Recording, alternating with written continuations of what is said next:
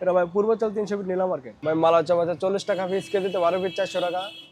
গোলাপ জামুন আছে 30 টাকা পিস, 280 টাকা কেজি। কালো জাম সেম। রসগোল্লা আছে 300 টাকা কেজি, 30 টাকা পিস। আর আপনার ল্যাংচা আছে 50 টাকা পিস, 300 টাকা কেজি।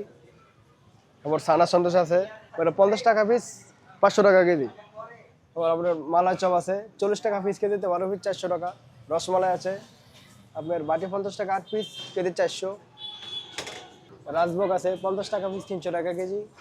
বেবি সুইট আছে 8 পিস 50, কেজি 300। সাদা মিষ্টি একদম। ভাই এটা কি মিষ্টি? এটা হচ্ছে বালিশ মিষ্টি ভাই, বালিশ মিষ্টি। 350 টাকা কেজি।